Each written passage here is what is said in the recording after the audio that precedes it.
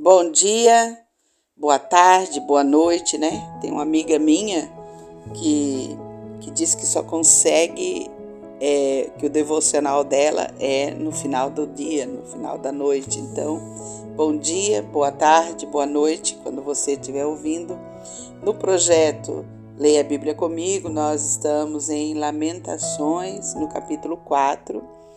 Quero lembrar você, né, de que nós estamos no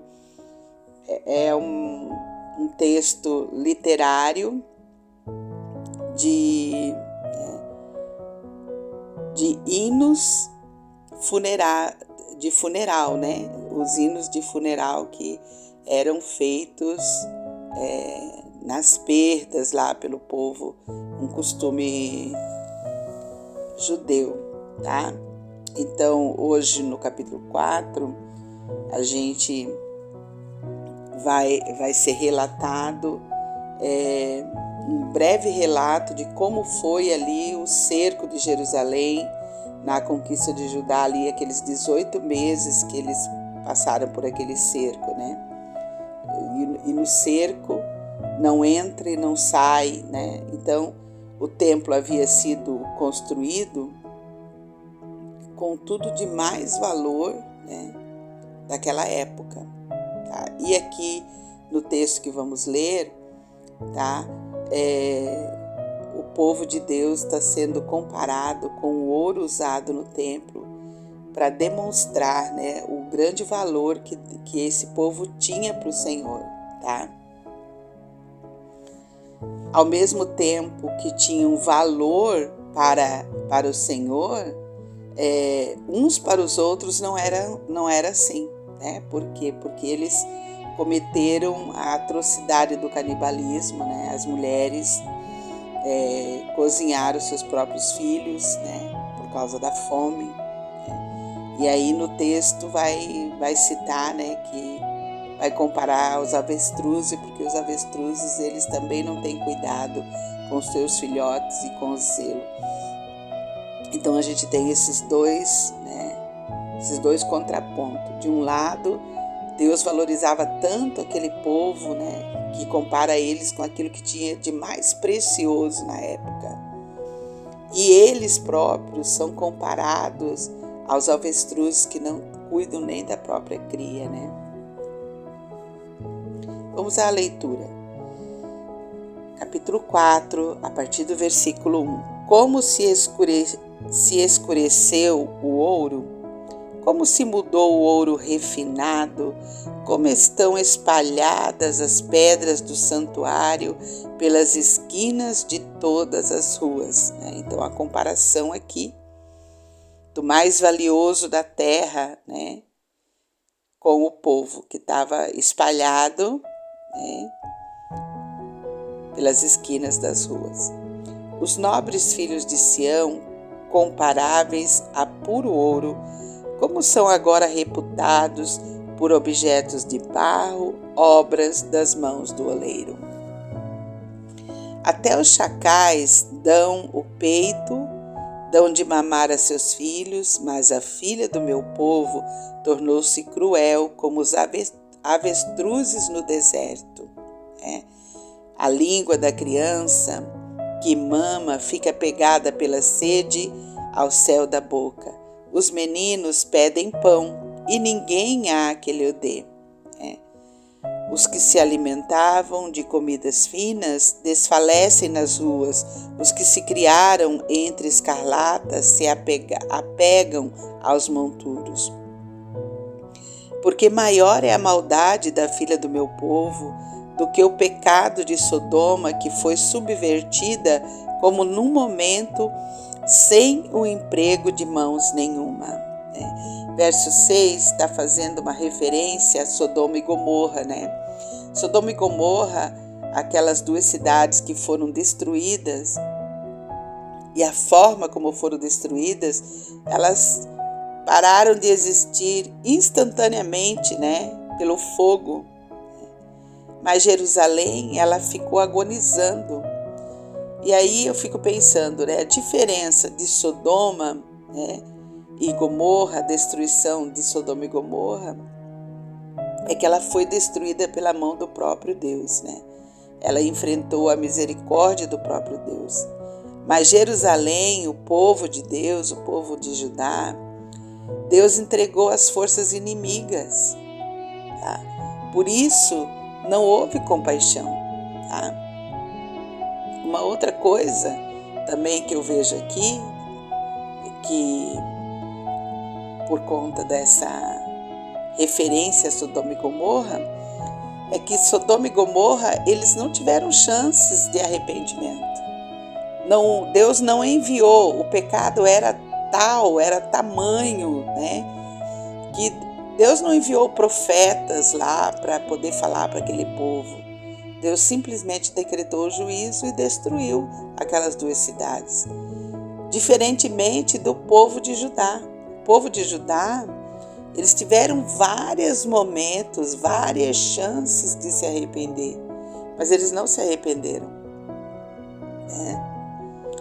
Deus enviou o mensageiro, Deus enviou Jeremias por anos para pregar, para falar, para alertar, para exortar, tanto os sacerdotes como os líderes, como os reis da época. Eles foram incansavelmente alertados que viria essa tragédia sobre a nação de Judá e que a maneira de impedir era o arrependimento. O arrependimento era a destruição da idolatria, era a destruição, né? Era a volta, o retorno às leis morais de Deus. Então, eles tiveram chance de arrependimento, mas não aproveitaram a chance, tá? Então, por conta disso, é que faz essa referência, né? Faz a referência para a gente poder meditar, para a gente refletir. Sodoma e Gomorra não tiveram chance, não tiveram quem pregasse para que eles se arrependessem, mas o povo de Judá teve. O povo de Judá teve chance e escolheu não se arrepender, né? Que coisa triste, né? Versículo 7. Os seus príncipes eram mais alvos do que a neve, mais brancos do que o leite, eram mais ruivos de corpo do que os corais e tinham a formosura da safira. Mas agora escureceu-lhes o aspecto mais do que a fuligem. Não são conhecidos nas ruas, a sua pele se lhes pegou aos ossos, secou-se como uma madeira. Mais felizes foram as vítimas da espada do que as vítimas da fome, porque estas se definham atingidas mortalmente pela falta do produto dos campos, né? Com certeza, né, gente? A fome é algo assim que é uma dor inexplicável, né? Quem passa fome sente muita dor, gente. Verso 10. As mãos das mulheres, outrora compassivas, cozeram seus próprios filhos. Estes lhes serviram de alimento na destruição da filha do meu povo, né? Cometeram essa atrocidade, o canibalismo, né? Chegaram ao ápice de toda a malignidade e maldade que um coração humano pode cometer contra Deus, que é comer os seus próprios filhos, né? Verso 11.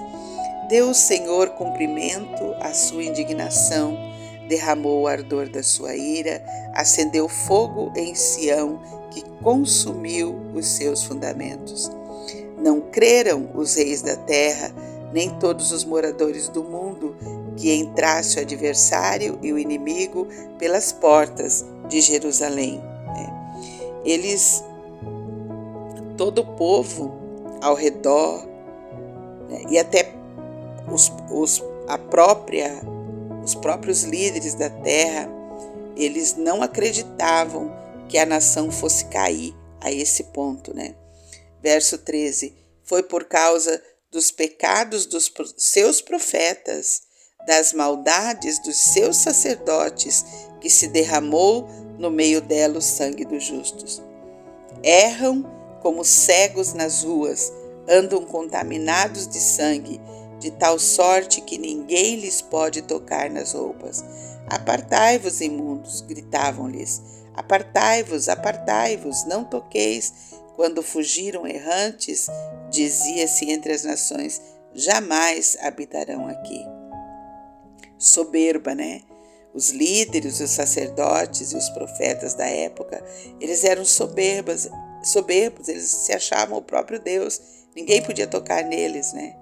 Verso 16, a ira do Senhor os espalhou, ele jamais atentará para eles. O inimigo não honra os sacerdotes, nem se compadece dos anciãos. Os nossos olhos ainda desfalecem, esperando vão socorro. Temos olhado das vigias para um povo que não pode livrar. Aqui está citando, está fazendo a referência ao Egito, né? Que eles achavam que o Egito, na aliança com o Egito poderia livrá-los, mas não aconteceu, né? Verso 18, espreitavam os nossos passos, de maneira que não podíamos andar pelas nossas praças, aproximava-se o nosso fim, os nossos dias se cumpriam, era chegado o nosso fim. Os nossos perseguidores foram mais ligeiros do que as aves dos céus. Sobre os montes nos perseguiram, no deserto nos armaram ciladas. Até mesmo, né, gente, para aqueles que tentaram fugir, também foram pegos, né? Verso 20. O fôlego da nossa vida, o ungido do Senhor, foi preso nos forges deles. Dele dizíamos, debaixo da sua sombra viveremos entre as nações, né? Se você não lembra, mas eu quero te lembrar que um dia o povo de Deus pediu ao sacerdote Samuel que não queria mais ser governado pelo próprio Deus, gostariam de ser governado por um rei humano. E aqui é citado, né, faz essa referência, né, que para eles o rei da nação era o fôlego de vida, era o ungido do Senhor, né? E aqui Zedequias havia sido preso, né? E então eles fazem essa referência no texto, né? Eles estão lamentando, chorando, né? E dizendo, olha, nem o nosso rei nós temos mais, porque o rei deles havia sido levado cativo e teve sua visão vazada, seus filhos mortos, seus príncipes, né? Então o povo estava confiando, a sua confiança estava no lugar errado, né? Verso 21, regozija-te e alegra-te, ó filha de Edom, que habitas na terra de Uz. O cálice se passará também a ti, embeber-te-ás e te desnudarás. O castigo da tua maldade está consumado, ó filha de Sião. O Senhor nunca mais te levará para o exílio. A tua maldade, ó filha de Edom, descobrirá os teus pecados, né? Aqui faz uma referência, né, à nação de Edom, tá? E 3 profetas já tinham predito que a destruição de Edom, né, pela atitude que eles tiveram para com Jerusalém no dia de angústia, né? Jeremias, Ezequiel e Obadias, eles profetizaram contra essa nação, né? Que essa nação, Edom, ela seria punida pela sua traição contra a nação irmã Judá, né? E, ao contrário, Edom não teria misericórdia, ao contrário de Judá, né? Judá, ela teve o seu pecado coberto, o pecado foi perdoado e ela foi restaurada. Depois de 70 anos, o povo voltou para a terra. E em 1948, o povo foi considerado novamente pela ONU, né, como nação. E aí a gente tem a diáspora, que é os judeus que estavam espalhados por todos os lugares, voltando à sua terra de origem, né? Então, a nação de Judá, ela teve a restauração. E aqui cita Edom, uma profecia contra Edom que não teria restauração, né? A grande questão aqui, queridos, é a cegueira espiritual, né? A cegueira espiritual tomou conta do povo de Deus, né? Eles ficaram cegos espiritualmente. Os próprios líderes foram cometidos pela cegueira espiritual, né? Os líderes, os profetas, os sacerdotes tinham influência para mudar toda a história, mas não fizeram. Eles se deixaram contaminar, violaram as leis morais de Deus. E aí me vem ao coração, né, que eles viveram em alegria e folgaram, né, em alegria, achavam que estava tudo bem, era uma falsa segurança, né? E aí para nossa vida, eu quero que você pense comigo. Eclesiastes no capítulo 9, versículo 9, diz assim, ó: alegra-te, jovem, na tua juventude, e recreie-se o teu coração nos dias da tua mocidade. Anda pelos caminhos que satisfazem ao teu coração e agradam aos teus olhos. Sabe, porém, que de todas estas coisas Deus te pedirá conta. Sabe, porém, que de todas estas coisas Deus te pedirá conta. Né? Há pessoas que vivem a alegrar, a regozijar, vivem em festa, né? Vive se divertindo em prazeres do mundo.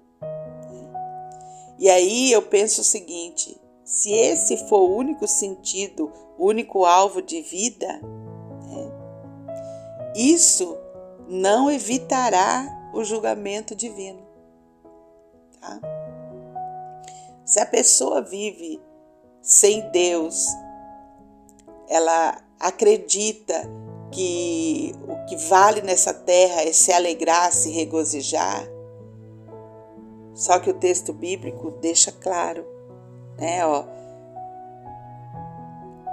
Anda pelos caminhos que satisfazem o teu coração e agradam aos teus olhos.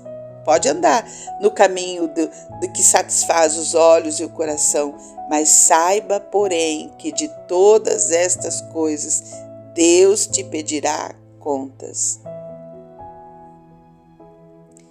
Vai chegar um momento que Deus vai pedir contas para nós daquilo que nós fizemos, com aquilo que Deus nos deu, com aquilo que Deus nos escolheu, aquilo que Deus nos ordenou para fazer.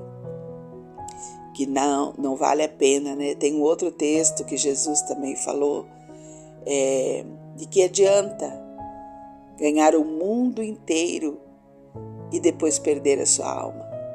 De que adianta ficar envolvido com todo esse mundo, com todas as coisas desse mundo e esquecer que tem uma vida eterna para ser vivida. Que a morte não é o fim de todas as coisas. Então, a palavra é muito clara, né?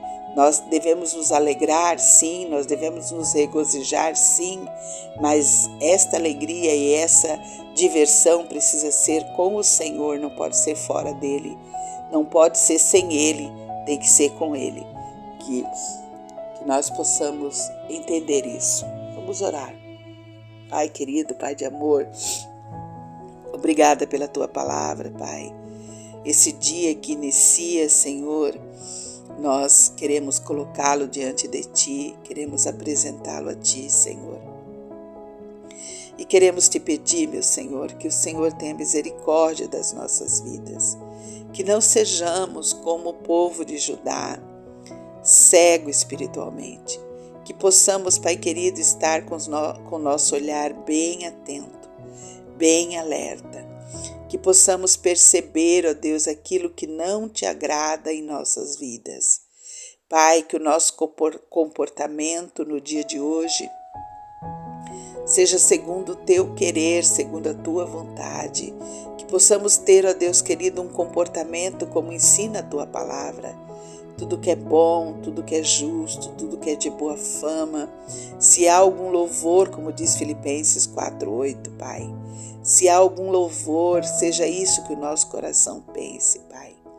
Nos ajuda, Deus, a caminhar nessa terra em alegria e regozijo, mas no Senhor, ó Pai. Que a gente não desvie o nosso olhar, Senhor. Que a gente não desvie o olhar para as coisas que não são do Senhor, ó Pai. As coisas que não vão trazer, ó Pai, alegria para o nosso coração, alegria divina para o nosso coração. Paizinho querido, tem misericórdia de nós, Deus. Nos ajuda, Pai, a andar no Teu caminho. Nos ajuda, Pai, a servir e amar o Senhor de todo o nosso coração. Nos ajuda, Pai querido, a sermos bons, melhores, ó Pai, uns com os outros. Nos ajuda, Deus, a estender a mão a quem precisa. Nos ajuda, Senhor Deus, a olhar para quem precisa de nós, Deus. Pai, nos livra da cegueira espiritual. Tem misericórdia de nós, ó Pai, e nos livra da cegueira espiritual. Nos livra, Senhor Deus, da religiosidade. Nos livra, Senhor Deus, do legalismo, Pai. Pai, quero te pedir pela pessoa que está me acompanhando, por essa pessoa que me ouve, Pai, que leu a palavra do Senhor comigo no dia de hoje.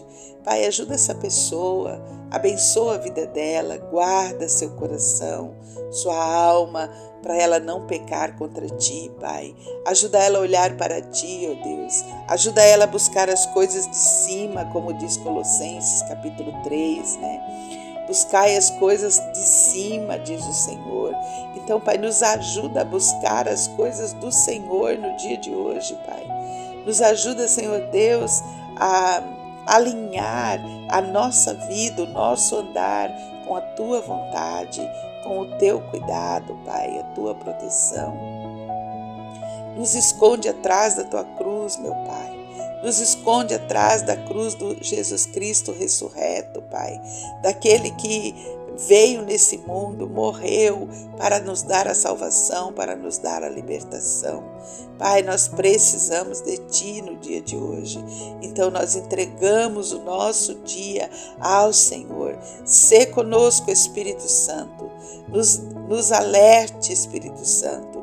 Nos ajude a andar alinhados com o Teu coração, meu Pai. Nós oramos assim, em nome de Jesus. Amém. Até amanhã, se Deus nos permitir, queridos.